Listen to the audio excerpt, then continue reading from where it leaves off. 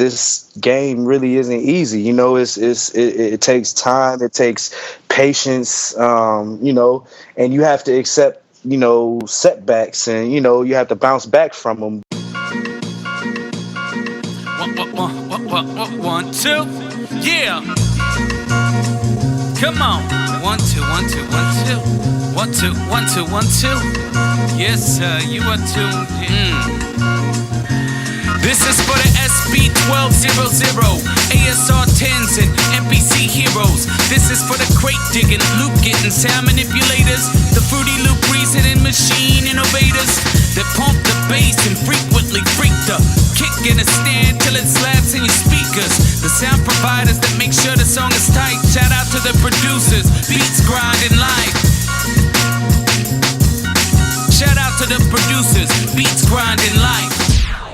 Welcome to the Beats Grinding Life podcast with your host Siren, a weekly interview podcast with inspiring music producers, where every week you will learn from a different music producer how to potentially take your music career to the next level. Today's episode of Beats Grinding Life is brought to you by Audible. Get a free audio download and 30-day free trial at beatsbooks.com. Over 180,000 titles to choose from on your iPhone, Android, Kindle, or MP3 player.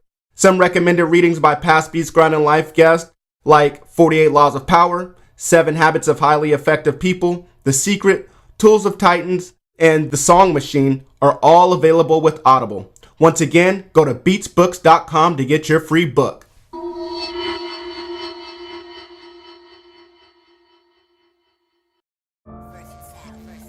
What's up, Beat Grinders? This is another episode of Beats Grinding Life. I'm your host, Siren Beats, and with us today we have Versatile Traxx. Yo, what's good? Versatile Traxx is a hip-hop music producer based out of the Atlanta, Georgia area. Originally from Minnesota, Versatile Traxx is a producer with a business degree from Philanders Smith College in Little Rock, Arkansas. He's applied that knowledge of business to building his Beat Pharmacist brand online and in the streets. He has just released his loop kit entitled Melody Loops, Codeine Edition Volume 1. His credits include Gucci Mane, KCamp, Project Pat, Joe Gifted, YSL Duke, and many, many more. Yo, Versatile Traxx, man. What's up with it, man? What's good, man? What's good with it, bro? Man, I'm so good, man. Just, you know, I'm just happy that, you know, you're up on here and, you know, I get to learn a little bit about you, man, and how you do things, man. No doubt, man. I'm glad to be a part of this, man, and be able to, you know, spread that word, man. No doubt, man. No doubt. You know, I've been, you know, doing my research on you, man, and just seeing, you know, the way that you have conducted business, man, and it seems like you have a huge online presence, man, and you're definitely grinding and making things happen, bro. No doubt, man. No doubt. Okay, man. Well, man, you know, I just told the listeners about you, a little bit about you, man. Why don't you just expand on that and let them know a little more about Versatile Traxx? Well, you know, basically, I'm from Minnesota, like you said, St. Paul, Minnesota.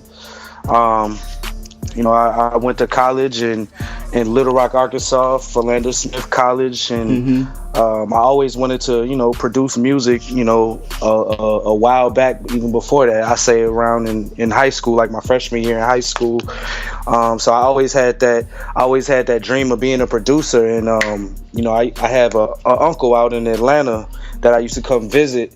And, you know, I got to see the music scene a little bit, and, you know, I just fell in love with it. And, nice. You know, I always knew I wanted to be out here in Atlanta, you know. I wanted to go to college though first, you know, to get that out the way, which it was a struggle because, you know, I was going back and forth, you know, whether I was going to drop out of college to pursue music, because, you know, it was a passion in me that, you know, I wanted to fulfill. So right. as soon as I graduated from college, I moved right to Atlanta, and you know, I pretty much, I didn't have a real plan, but I just knew what I wanted to do, which was become a producer, and I wanted to network with some of the big names out here in Atlanta, and, you know, ever since then, it's been on and cracking, and, you know. That's what's up, man. I mean, you said ever since you moved out there, it's been on and cracking, and you know, you moved out there without a plan, but you know, you definitely took action. You know, the minute you moved out there, you know, we were talking about this earlier, but why don't you just let the beat grinders know the first thing that you did when you moved out to Atlanta? Well, the first thing I did was I hit up a beat battle, and you know, I had been watching, you know, YouTube videos of, you know, beat battles, which was something that I ain't ever, you know, knew about. Mm-hmm. And I was like, you know, as soon as I get to Atlanta, I'm about to hit one of these beat battles. So I don't know if people remember the Atlanta, the ATL beat battle, which they no longer have right now, but that's the beat battle that I was in. Okay. And the first night I went there, they showed me mad love. Like they was really feeling the beats, and you know, I actually ended up coming up with a win. You know, I didn't win the whole contest, but but I put a few people out. So nice. You know, that felt good though, just to get that reception though. You know, yeah. Especially from a city that you know, just that has so much talent. Exactly. Mm-hmm. You know what I'm saying? So ever since then, I was just like, oh yeah, this is where I'm supposed to be. Yeah, no doubt, man. This is where you're supposed to be, and you know that you got what it takes, you know, to make it there. That's right. That's what's up, man. Well, I mean, you know, that's just taking action, man, and just, you know, I mean, most people I think would have been like, okay, I'm in the town, let me settle for a minute, let me just, you know, put my bags down, rest my head, you know, but, you know, you took action immediately. You know, you're like, this is why I came to Atlanta, was to make moves. Right. So right.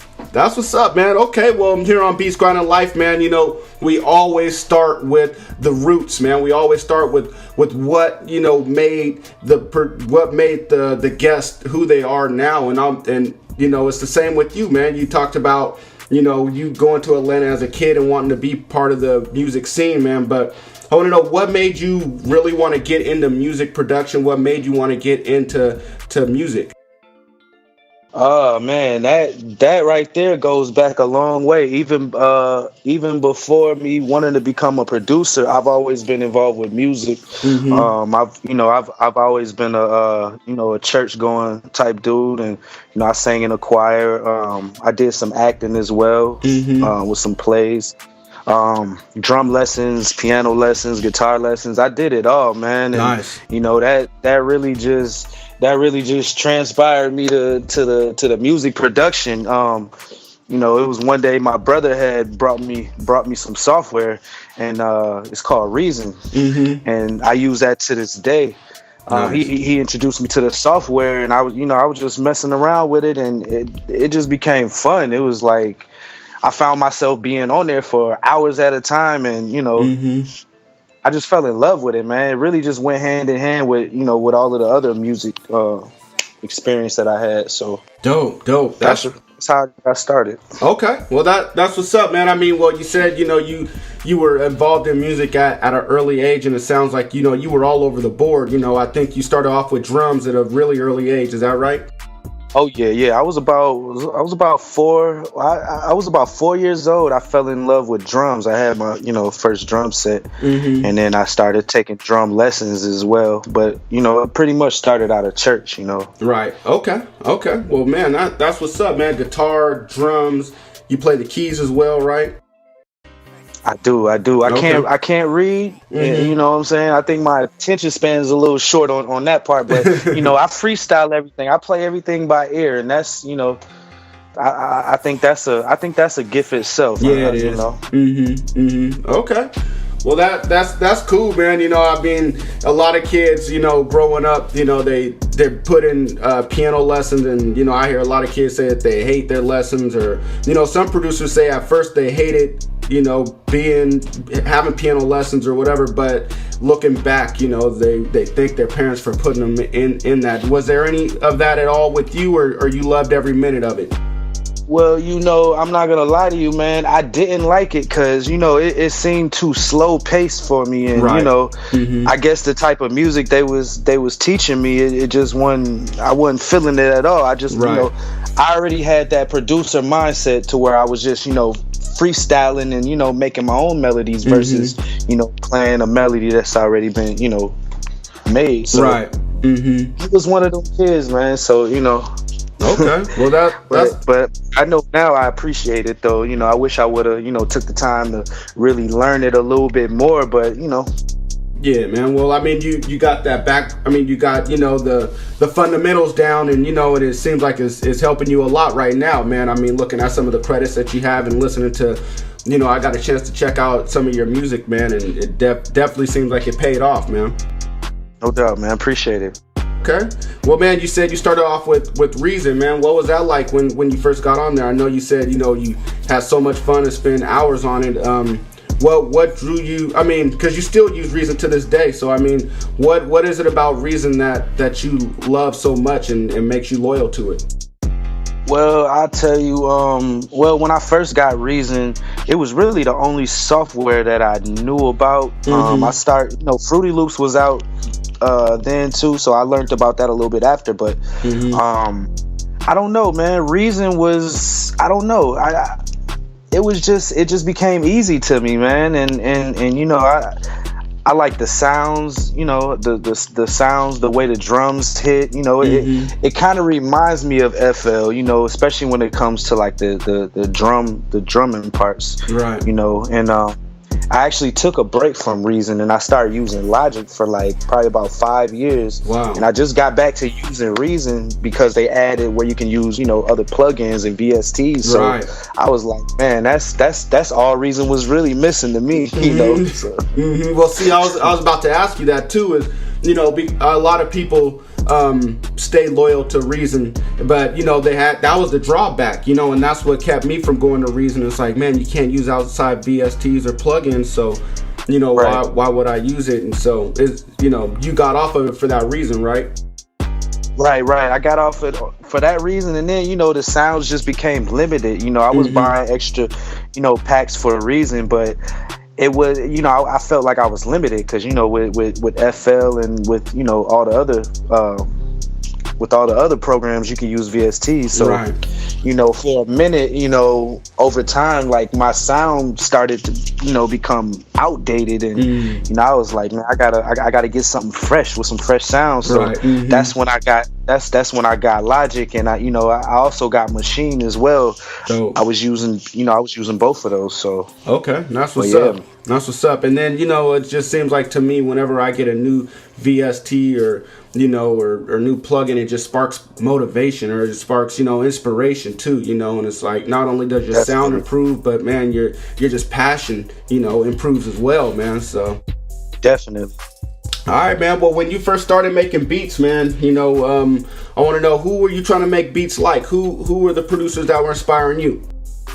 Man, it's crazy because, you know, like I said before, I'm from Minnesota, but, you know, most of my family's from down south. So I was really introduced to the Southern movement. So I was on, you know, 3-6 Mafia, you know, I was on, you know, UGK, and one of my favorite trap artists was Gucci Mane, you know, even back then. So right. I was just trying to make beats like Gucci Mane, you know.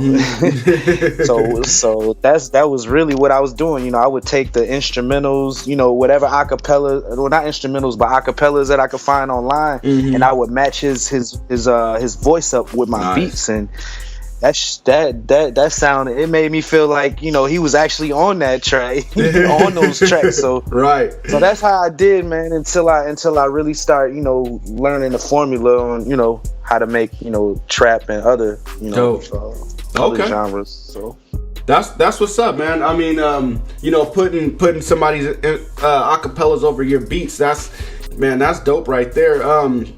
Did you make beats around the acapellas, or did you just put the acapella on there after the beat was already made?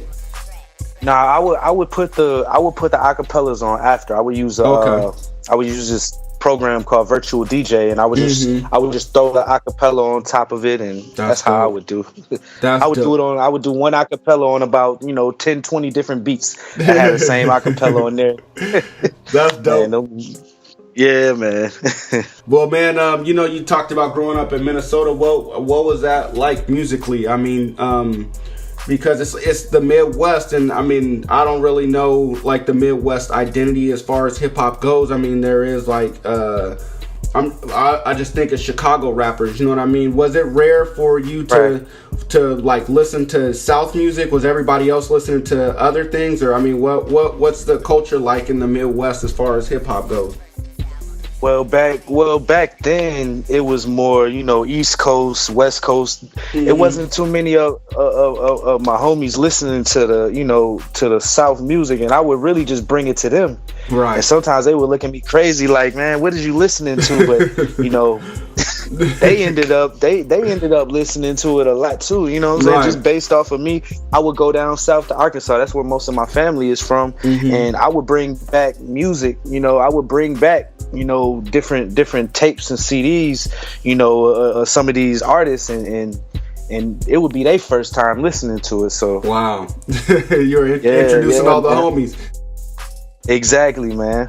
That's what's up, man. Okay, all right, man. Well, you know, I'm having a great time talking to you, man, and you know, and I'm definitely enjoying this conversation, man. But I'm gonna have to just, you know, drag you through the mud a little bit, man. You know, unfortunately, I like for my guest to shed a little tear, man, and I'm gonna have to make you talk about the failures and setbacks, man, that you've had in your career, man, because that's where you know, we grow as human beings and as artists when we have those setbacks and failures. So, you know, if you could just tell me about a hard time that you've had, man, that you were able to overcome, that'd be great. So maybe some of the listeners, some of the beat grinders, and myself, maybe we could learn from your experience. No doubt, man. Well, I mean, we would be on the podcast all day if, you know, if I told you everything. So you know, I'll say a few, man. I'll definitely say a few. But the one that really sticks out, I would say once I first moved to Atlanta right after college, like I said before, I didn't have a plan. I didn't really, you know, I didn't really know. I knew what I wanted to do, but I didn't, you know, I didn't have I guess I didn't think about everything that came with it. So when I moved here, you know, I was broke, and you know, I had got an apartment, and you know, I had a roommate, but you know, I was trying to find work at the same time because, you know, I wasn't getting paid for any of the music at that time. So you know, it was a real struggle. You know, I got to the point where I just didn't have no money to pay for my bills. So I had to move back. You know, I had to fall back for a minute and move back home to Minnesota, where I ran my grandfather's dry cleaning business. And you know, I was excited about that. I was happy about it, but I knew I wasn't accomplished yet, you know, because I felt like I was, you know, taking a step back, you know what I'm saying, by moving back to the crib. And you know, that was a hard time for me, you know.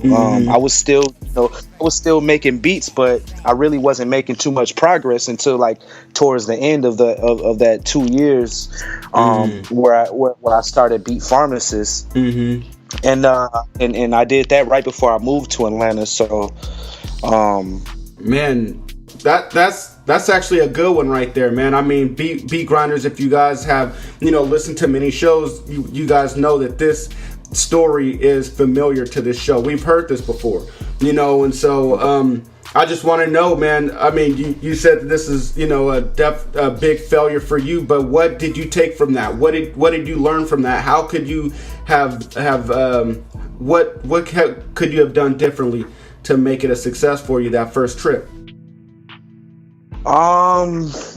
Really, you know, I don't live with regrets, because, you know, I feel like everything happens for a reason, and you know, by me having to take that step back, it was, you know, it was really just showing me that this game really isn't easy. You know, it takes time, it takes patience, you know, and you have to accept, you know, setbacks, and you know, you have to bounce back from them. But you know, really, it just made me stronger. You know, just going through that, you know, and you know, falling down and getting back up, and you know, not quitting. You know, it's a lot of people that I started out with, you know, when I first started producing, and you know, they're no longer doing it anymore, and I just, you know, it just showed me though that it really takes, you know, dedication. You really got to be willing to, you know, put in the time and the work, you know. Right. Wow. Yeah, man, that's big for me. Well, thank you for that, man. I mean, it just, you know, goes to show that, you know, it's a necessary evil. You know, we need the setbacks, we need the failures. You know, that's how we're going to get stronger, you know, as people. So, you know, thank you for sharing that, man. You know, nobody likes talking about, you know, these moments, man. But like I said, man, I was gonna try to make you shed a tear. I didn't accomplish that, but oh man, you trying to get me, man? Hey, if I keep going, it might happen, man. I know, right? Well, we're gonna stop right here. Then you know, I mean, I tried, but you know, I don't want to. In all honesty, I don't want you to go there. So we'll stop there, man, and we'll hop on the other side of the fence, man. I want to know what moment in your career would you consider your greatest? Well, what's your crowning achievement thus far? Well, I would say one of my major achievements was when I got the placement with Gucci Mane, which that was actually my first major placement. Dope. I did this with KCamp, but this was right before he got signed and right before he had his single. So, you know, I was very proud of that. But when I got the placement with Gucci Mane, seeing that this was one of my favorite artists, and even to this day, still one of my favorite artists. Right. I mean, that was just over the top for me, man. And yeah, man. Wow, man. I mean, just, you know, I kind of believe in like manifestation and, you know, and all that crazy stuff. But I mean, just knowing that, you know, back in the day, you were putting his acapellas over your beats, you know, and then it became real. You didn't have to do that. He put his own, you know, verse on your beat, man. Blessed you with that, man. And it got placed too. Man, that had to be a great feeling right there, man. Wow. Oh, it was. It was definitely.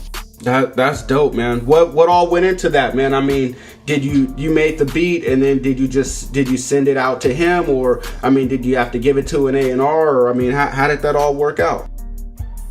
Well, what happened was I was emailing beats to a variety of people, a lot of people really, and to this day, I don't even know how it happened. I know I was just emailing lots of beats to a lot of people, and I had people looking out for me, sending me emails, letting me know when, you know, artists was, you know, working on different projects and just to submit it. And so this was actually a beat that I had made, I would say about 5 years before he even chose it. So it was an older beat, and you know, the sound sounded a little outdated, but you know, they wanted the beat, so you know, they decided to use it, and that was like the first time I really heard of artists, you know, choosing beats like that, you know, you know, beats that you made like 5-6 years ago. You know, it's kind of funny how that happens, man. Well, man, that's you know, that beat stood the test of time, man. You know, to you they sounded outdated, but you know, obviously the vibe was still there, you know. So yeah, no doubt. That's what's up, man. Just planting them seeds, man. Planting them seeds. Every day you make a beat, you know, every day you send something out, you know, it's planting a seed. So yes, sir. That's what's up, man. Okay. Well, man, here on Beats Grinding Life, man, you know, we are all about, you know, greatness, and, you know, we want to be great, and we know that the best way to become great is by emulating the ones that are already great. And so you're doing big things, man, and, you know, I want to know what are you doing on a day-to-day basis to make you a great producer, man. That way we can emulate you and structure our day after what you're doing. Well, really, I don't have a, you know, too much of a set formula. Pretty much, you know, I get up in the morning and, you know, I say my prayers. I get in, you know, I'll get on the beats. I, you know, make my beats for the day. Usually I make them in the mornings. Get on my emails, you know, network to some of the people that I've been wanting to reach out to, you know. Studio time usually at night, you know, if I have a session, but pretty much it's just repetitious, man, every day, you know, just pretty much the same repetition, you know. That's what's up. Yeah, man. Okay. How many beats are you knocking out a day? How many these days? I'm knocking. I would say between 3 to 5 beats. Nice. And sometimes it's, it'll be every day, but you got your producer block, and Right. I try to give my mind a break, and I try to do other things, besides just making the beats. I think a lot of people they misconceive and thinking that you have to make 10, 20 beats a day, which I don't really believe that. I feel like because I believe in quality over quantity, so I feel like if you set yourself a goal that's reasonable, I wouldn't say I wouldn't give it a set number. Really, it's just really just how you feel, and just making sure that you're at least reaching a certain amount every day, because the key is to get better, so and that's the only way you can get better. So thank you for sharing that, man. Really appreciate it, man. This next portion of the interview, man, we call in the studio. So, I wish I could be there in Atlanta making beats with you, man, but I can't. I'm all the way here in Portland, Oregon. But the next best thing is this portion of the interview, man, where we get to find out what you do in the studio, how you do it, and what you do it with. So, you ready? I'm ready, man. All right, man. What do you do when you first start making beats? I know you said you make beats in the morning, so are you grabbing a cup of coffee? Are you opening up the shades? Are you what do you do when you first start making beats?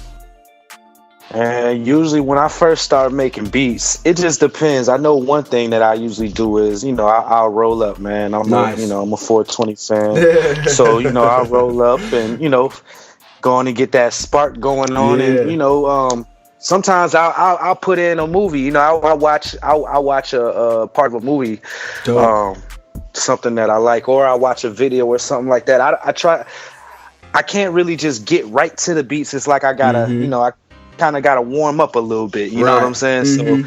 So doing that, just that gets me going. Okay. And with the movie, is it sound on or sound down?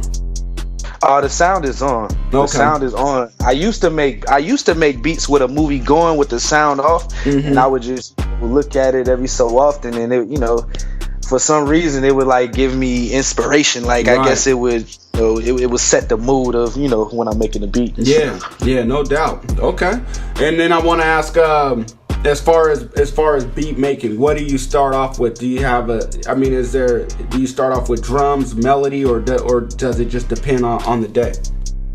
Most of the time I start with the melody. When I have block, when I have like the writer's block, I try to switch it up, and I start out with some drums, but most of the time it's the melody. Okay, man. And what I meant to ask you earlier, man, was I was online looking at your stuff, man, and I noticed your beat store on beatstars.com, and just like notice how well put together it was. Going back to your typical day, how much time is put into that, on a weekly basis, or I would say a lot of time is, you're talking about as far as like me uploading, stuff like that. Yeah, just maintaining or uploading, and then also like I noticed that your artwork for the beats is it looks great, well put together. Do you make the artwork yourself, or do you hire somebody else to do that, or? I do make my own artwork, but I don't use my artwork for the store on all of them. Sometimes I just pick some artist photos, because usually I'm a tight beat type of guy when it comes to selling beats. I feel like an artist will be able to choose beats better when they know what it sounds like, especially when you reaching out to so many artists that you don't know anything about. You don't know their style, so if that's why I'm with the whole tight beat thing. So. Yeah, and then looking at it from the I was just gonna say from the artist perspective too. Instead of them clicking on tons of beats trying to find one that's their style, they look at the type and you know it's easy Right. for them to kind of choose that way. But my bad to Right. interrupt you, man. What were you saying? No, you good, man. You good. So, you know, basically, I would say I'll upload new beats once a week. Mm-hmm. But as far as like the promotional thing, you know, that's a daily thing. You know, Right. As far as promoting the site, you know, that's pretty much a daily thing. So. Okay. Well, thank you for that, man. Well, I want to know, man, what's a not so secret weapon that you got in the studio? It's hard, man, because I feel like I have every weapon that everybody else have. If anything, they have more weapons than I do, because you know I pretty much stick to the basics. You know, the basic plugins. You know, everybody's using Omnisphere. I'm one of those. So and it really is no secret, man. It's really just the vibe that I bring. You know, right before I'm getting ready to make a beat. So. Okay. Well, that's what's up, man. Well, I'm gonna push you just a little bit. I mean, what just not necessarily a plugin, but maybe is there a technique that you're using that you wouldn't mind sharing? Let's see, man. Like I said, nothing new. I use a lot of halftime these days. Nice. I definitely do that. I use my halftime, and you know, I as far as my drums, compression, and you know, to make them hit harder. But really, with the type of samples that I have, and you know, really ain't got to do too much to them. You know, Right. I try not to do too much. You know, a lot of times that'll mess up the whole, you know, the beat when you put too much. Because a lot of these samples, they've already been processed. So it's like Right. you don't really have to do too much to them. You know, Yeah, that's true. just put them in the right place. Okay. All right, man. Well, what else do you got in your studio? I want to know what's all in your arsenal. What are you using these days? Well, I'm using a Behringer MIDI keyboard right now. 61 keys. Dope. Let's see. I'm using of course I'm using Reason 10. I'm using Logic. I'm using Logic Pro. Nice. Let's see. Machine, I use that. I'm trying to see what else. That's pretty much it, man. Got these KRK monitors, and that pretty much does it all for me, you know. Right. Okay. I'll say one thing that I do now though is that I didn't do. I make a lot of loops now. I may not make beats for that day. I may just focus on making loops, you know. Nice. You know, for future, you know, beat making, or you know, for some of my kids, but that's something that I do that I did used to do. Okay, that's what's up, man. I mean, the last guest that we had on here was the Innovator, and he was talking about making loops as well. And so, you know, I was asking him because he said he remains disciplined in his days, and I was like, well, is there ever a blurred line where you're like, okay, I'm gonna make loops, and then you're like, damn, this shit is so hard, I'm gonna just make a beat out of this shit? Is it ever like that for you? Or I mean, nah, it's easier. Right. It's actually easier, man, because like the loops go really fast. Like I don't think hard on them at all. You know, I really just go with what comes to my mind first, and you know, I can knock 10, 20 of those out, you know, in a couple hours. It's not really a thinking process. right. That's I don't what's do up. too much to them. I just, you know, go off the top of the head. 10, 20 in a couple hours. I'm jealous, man. That's Yeah. Hey, man. Oh, I want to shout out to my homie, the letter L Beats, man, with Producer Grind. We've been working on some kits, as well as, you know, my Beat Pharmacist team, Chad Keys and my homie Caleb Soul Sounds, man. We all been getting into that, man. Dope, man. Dope. Okay. Yeah, shout out everybody over there, man. The letter L Beats especially, man. So that's what's up. No doubt. Okay. No doubt. All right, man. Well, this next portion of the interview we call In the Mix. We're just going to speed things up a little bit. It's kind of like rapid fire. So I'm going to ask you a question, and then you just give me a quick answer back. So, you ready? Oh, I'm ready. All right, man. Do you prefer making beats with samples or without samples? Shit, both. Nice. What's your opinion on selling and leasing beats online? I don't know what my opinion is, man. You gotta find your niche. I'll say that. You gotta see what people like, and really, that's in a short answer. Okay. What's a plugin that you think every producer should have in their arsenal? Omnisphere. Nice. I know it sounds overrated, but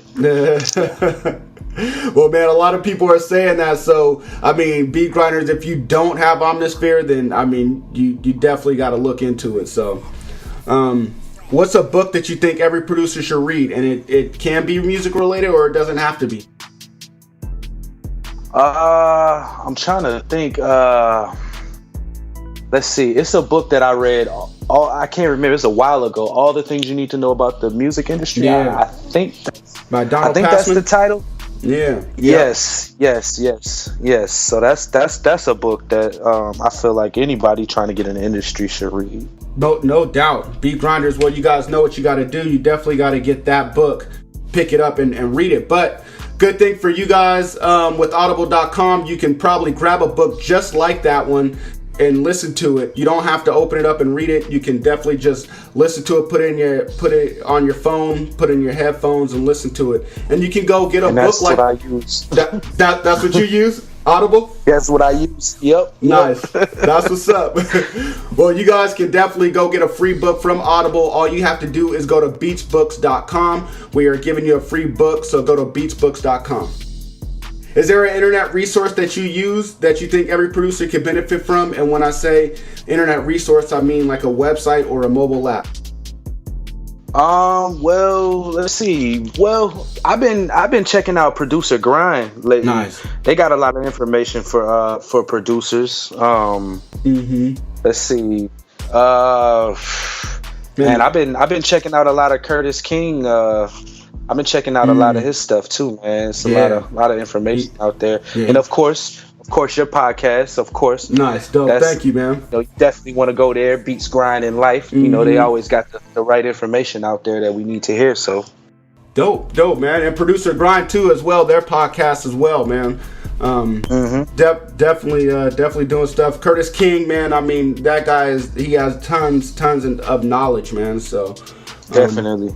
Dope. All right, man. Well, man, I want to know, what was your first placement that you've had that you had, and can you describe that feeling to us? Because I mean, a lot of us, we want that placement, and maybe just your story can just get guide us and give us that motivation that we need. Well, my first real placement was the Gucci Man placement. It was off his Brick Factory 2 mixtape that came out. And how I found out, I didn't even know that it was on there. At that time too, I wasn't really focused on the business part, and that brings to another point. It's like, make sure you know the business that you're getting into. Make sure you have, all your paperwork right. Make sure you have all your copyrights, and really just stay on your business, before you do it. Because I didn't even know that I didn't even know that song had came out. Wow. And I was just on Facebook. And I was just, I used to post a lot of instrumentals, on SoundCloud, and one of my fans had hit me up, and they put a comment. It was like, man, congratulations, man, this song is dope on Gucci Man's mixtape. And I'm like, man, stop playing, man. I'm like, what are you talking about, bro? Right. So I checked it out, man. He sent me the link on YouTube, and I'm like, oh man, this is crazy. And just at that moment, I was just like, man, I made it. Like, right. I made it, man. Right, man. Well, I mean, were you filled with mixed emotions, or was it all just happy emotions? Because I mean, in the back of my mind, I think I'd be thinking like, how did this happen? How did they not even tell me, or how did I not get compensated or anything like that? Yeah, man. In the beginning, I was just overwhelmed, man. Right. It really didn't hit me right away, man, because I was still in just I didn't believe it at first, until I listened to the song a couple of times. I heard my tag, throughout the whole song. So I was like, yeah, this is mine. But yeah, man, it was crazy, man. It was a crazy feeling, and as far as the business part, it was a learning experience for me. Shout out to Gucci Man and his people, man. You can't, and another thing is you can't expect these artists and these labels to handle your business for you. It's on you to take care of your business, because at the end of the day, they're gonna take care of their business. So facts. That's what's up. Okay. All right, man. Well, thank you for sharing that story, man. I mean, I learned a little bit from that, and and definitely just hearing you filled with joy, that definitely will spark me into the right direction. So thank you, man. No doubt, man. No doubt. All right, man. Well, I want to know, what's your favorite song that you ever produced? My favorite song that I produced a song for Project Pat. Now, like I told you before, this is how I really got into, the Southern music, 3-6 Mafia, Juicy J, and Project Pat. Those are like my favorites back then. So I was able to place with Project Pat on his Trappers and Clappers 2 mixtape.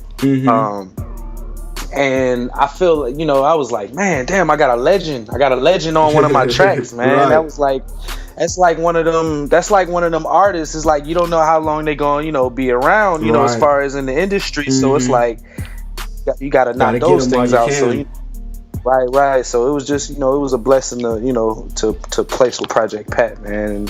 And that was just through, through IG, just Instagram and just DMing. Sometimes they'll respond, but like I had been reaching out to Project Pat for about 2 years, so he finally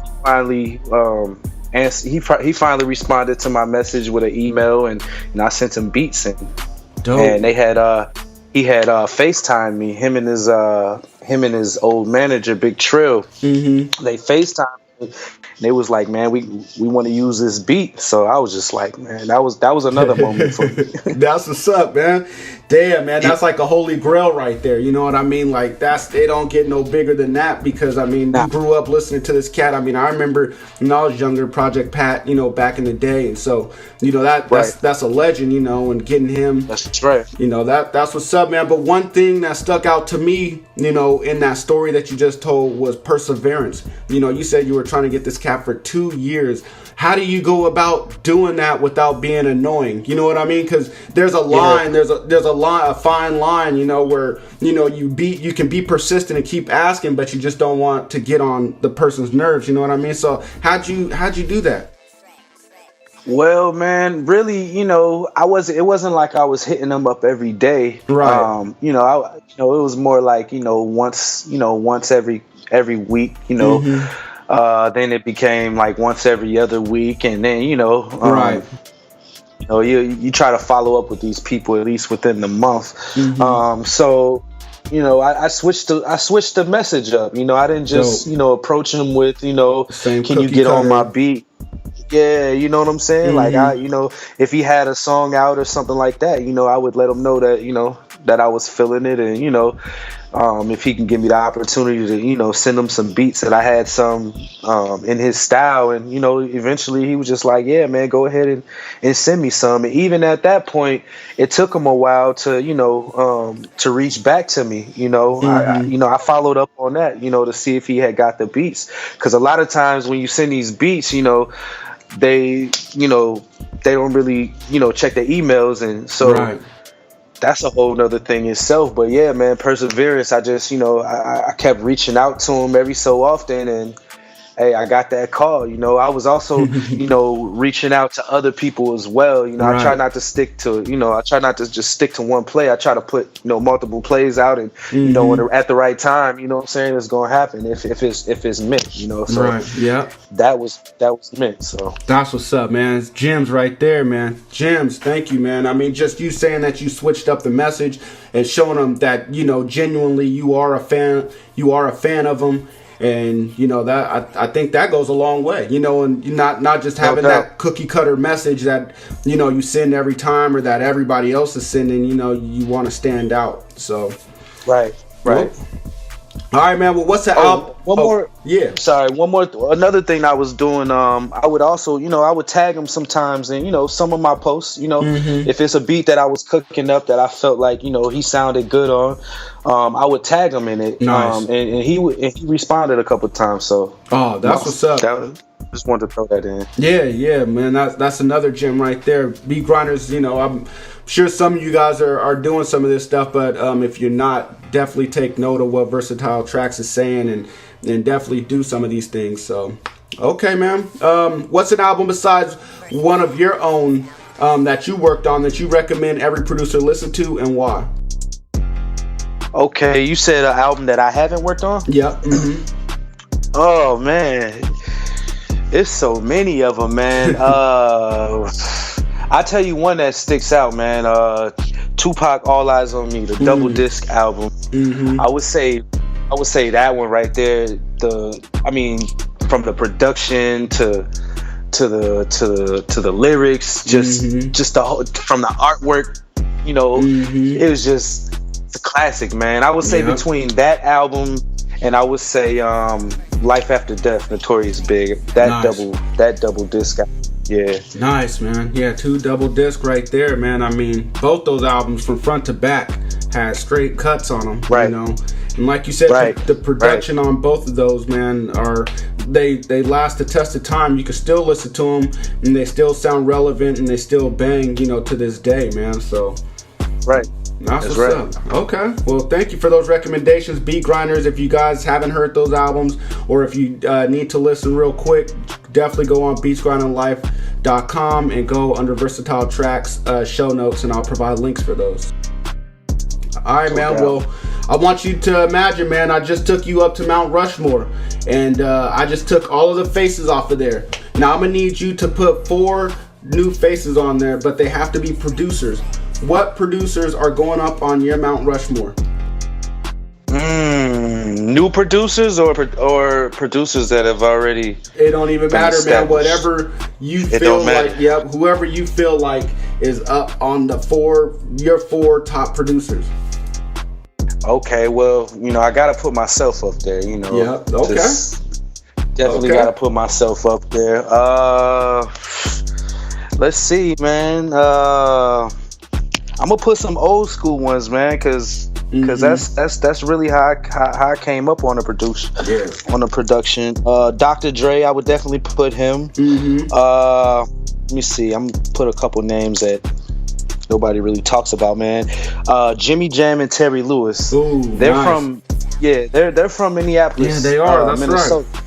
So they played a big part, man. They're a big influence on the production. Let's see, how many more I got? One more? You got one more. Okay. Let's see. I'm gonna put Battle Cat, man. West Coast Battle Cat. Nice. I feel like he's underrated. You know what I'm saying? Like that man right there is amazing. Wow. Production is crazy. Yeah. I love, man, I straight up, I love this answer, man. I really do, because, like you said, these cats that you put on here just aren't mentioned. Someone else mentioned Battle Cat, I can't remember, but, this is only the second time, and this is episode 90-something, so, it just, and then, Jimmy Jam, Terry Lewis, legends, like, those are super producers, legends right there. And when I told you I don't know anybody from Minnesota, I feel bad that I didn't even think about them, man. Yeah, man, that's big, man. Yeah, super producers from the 80s and early 90s, man. So, and then Dr. Dre, of course. And then I'm not mad at that answer at all. I feel like hip hop is such a competitive genre of music that if you don't put yourself up on a pedestal, you'll never get up there. You know what I mean? So you always have to see yourself in that light of with the legends, if you want to become legendary. So I love that answer, man. I definitely love that answer. Thank you for that, man. For sure, man. All right, man. Well, I want you to imagine that you just woke up from a dream, and in that dream you had the perfect studio session. And in that perfect studio session, you had one artist, one producer, one engineer, and one random person. Dead or alive, who are those 4 people going to be? Let's see. Man, I didn't really think about this one. Let's see, man. Who would I be in there with? Well, let's see. I would if it was a producer, it would have to be hands down. I would have to be with Dre, man. Like I mean, I know that's probably every producer's dream, but man, Dr. Dre would be one. Let's see, artists. Artist would be Rihanna. I would definitely want to work with. She's over the top. But, let's see, engineers. Let me shout out. I would shout out Latrez. He's a dope engineer over there at Patchwork. Nice. Okay. I would choose as an engineer, definitely. Damn, that's what's up. And that's hard too, man, because hey, it's so many artists and producers. You know, I could talk all day, man. I got a long list. Right. It's hard to choose, man. Yeah, like you said, we could have a podcast on just this alone. So, sir. Well, who's that random person?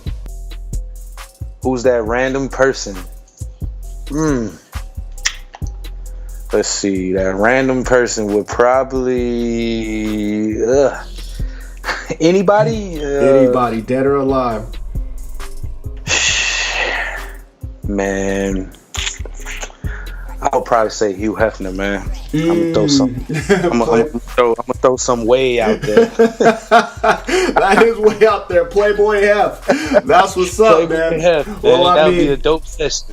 Fucking with him, man. It might be a few random people because I don't think he's rolling alone, man. And the people he rolls with, man, I'm a fan of the ones that he rolls with. So that's what I'm talking about, man. Oh man, that is what's up, man. Well, I mean that is a dream session for real, bro. I mean party, man. Yeah, no, you're right. That is a party, man. I mean, you got your boy Latrez from Patchwork Studios up in there. You got Hugh Hef, you know, with everything that he brings. Then you got Dr. Dre and you got Rihanna. I mean, it don't get no better than that, man, for real. And then, man, just to hear what you and Dre would have too together, you know. And then the thing is, Dre's so versatile too, man. Not only is he gonna be, you know, producing with you, but he's probably gonna be on the boards as well, you know, help engineering. So, man, that'd be what's up, man. Well, man, yeah, all right, man. Well, man, I want you to imagine again that you just woke up and you lost everything that you had except for your knowledge that you gained over the years and $1,000. And I forgot to put this in, man. You just woke up on a new planet identical to Earth. But what would you? So you lost everything except for that, your knowledge and $1,000. What would you do in the next week to restart your career? Man, I would. That's a good question, man. I would definitely do some online stuff. I would open up my beat store so that I can make some more money off of that. I could go ahead and flip that. Let's see. And then I would spend the rest on promo, on getting them beats out. That way I can, you know what I'm saying, go ahead and double that up real quick. Nice, man. Well, I got to ask you, how are you making your beats? How am I making? That's a good question, man. That is a good question, man. I would definitely have to go, you know, get me a MacBook. You know, I would get me a small MIDI. I wouldn't go too big on that, you know. Need just enough equipment so I can, you know, just to get started. Yeah. Exactly. Okay. Well, that's what's up, man. I mean, you know, you're gonna get a MacBook. It's probably gonna be used, you know, and then get a small MIDI keyboard or whatever, and just you know, get cooking after that. And then with the rest of the money, just spend on putting everything out online. So that's it. That's what's up, man. And you know, I think the most important thing here is you have your knowledge. So, you're already, doing your thing online. So, just with the knowledge that you have, you'll be able to do it as well there, and start making money really, really quick. So that's right. All right, man. Well, thank you for that, man. I know, this question seems really crazy and a lot of people wonder why I ask it. But, the reason why I do ask it is because there's some beat grinders listening now that, their equipment may have malfunctioned or may have gotten stolen, and they're just trying to figure out how to get back on their feet. And so I think that this answer, will definitely help. No doubt, man. Yeah, and we all go through that, man. I've been through that many times. Yeah. losing drives and Yeah. No doubt, man. I mean, that's one of the setbacks, so. Man. All right, man. Well, I want to know, when it's all said and done, when you got to wrap this music thing up, man, what do you want your legacy to be, and what does legacy mean to you? Oh, man. I want my music to speak for it. I want to be able to, I want my music to be able to live through generations, upcoming generations. I want to, I want my, my grandkids to be, talking to their friends about, this versatile Traxx, produced song, Nice. I want it to, I want it to be generational. I feel like the best music you can listen to even after the artist is, passed or, Nice. That's what's up, man. I mean, kind of like those two albums that we talked about earlier, the Tupac and the Biggie. That's right. Those have lived on, and I'm sure with your legacy, you want the same thing to happen. You want your music to live on and stand the test of time. That's right. That's what's up. Okay, man. Well, what's the greatest piece of advice that you received over the years in this game, and what advice would you have for all the beat grinders listening today? Let's see. Be patient. That's a key. That's a major key. Be patient. Be thankful. Let's see. Network. Make sure you get your business in order. Make sure you know what you're getting into. Do your research before. Don't just get out there saying that you want to be a producer and work with all these big artists, and you don't know what you don't got your business right. Man, keep a small circle, man. Find some like-minded people that that's on the same hustle, that's on the same grind. People that's gonna motivate you to stay consistent and man, definitely your circle is important. You don't have to have a whole bunch of, you don't have to have a huge team, but find you a couple people that believe in you and yeah.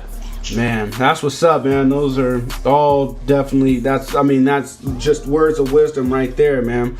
And stay in your own lane too, man. That's the thing. Like, don't worry about what the next person is doing. If you put in the work and if you got what it takes, all it takes is time. You just have to keep hustling, and when it's your time, you're gonna shine. You ain't gotta hate on the next dude. You ain't gotta, you ain't gotta do all of that. Just be yourself. You know what I'm saying? Don't try to be like nobody else. Nice. That's what's up, man.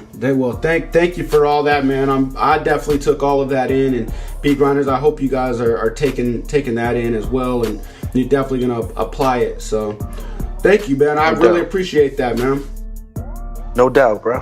All right, man. Well, we just reached the end of the interview, man, and so I'm gonna give you the stage one last time, man, and I want you to let the listeners know what they should be looking out for you.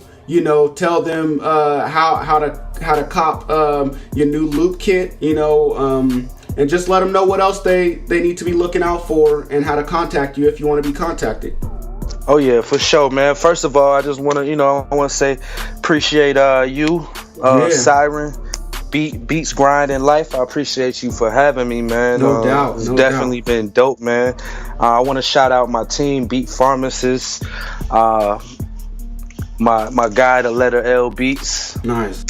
I got a couple kits that's already out. Trap Soul Kit, Moon Rocks. We got Codeine Edition 1.0. That's out now. You can get that off of jbkits.com, and that's jbkitz.com, or you can directly DM me on IG, which my IG is Versatile Traxx, VERSATILE TRAXX. Let's see, man. Just look out for new music, man. I'm working with a lot of new artists right now, so look out for that. Really just stay in tune with me through IG, and you'll stay updated on everything. Dope. That's what's up, man. That's what's up. Well, you beat grinders, definitely hit this guy up, and just keep in tune with everything that he's doing, because he's definitely doing some big things. So I definitely admire you, Versatile Traxx, for what you're doing. The way that you set up your business. And so man, and I just want to say thank you again for coming on the show, man. I appreciate it. No doubt, man. Appreciate you having me, dog. Okay. Well, beat grinders, I want to thank you guys for tuning into another episode. I really appreciate you guys, and if you appreciated this episode, please share it with the rest of the world. Share it on all social media platforms, and also let us know how you felt about it. Let Versatile Traxx know. Hit him up, DM him, tag him, whatever, and let him know how he's impacted you in this episode. And do the same with me. Hit me up, let me know. And also, you guys go and subscribe to the podcast if you haven't already. Give a rating and review if you haven't already. That helps the podcast grow, and it lets the word out and lets other people know. So you guys know how it goes. You've been mentored by another great producer. You've been mentored by Versatile Traxx. So you guys consider yourselves lucky. Stay on your grind. Live life. Keep making beats. And peace, y'all. Peace out.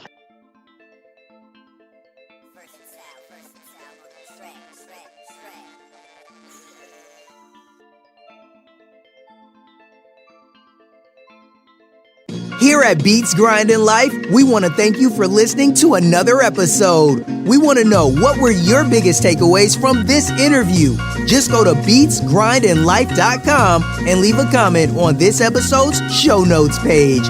Also, while you are there, go subscribe to the podcast on iTunes. Just click the little button that says subscribe. If you could, please leave a rating and review. Rating and reviews are the best way to show your appreciation, because it helps more people find out about the podcast. So until next week's episode, keep grinding.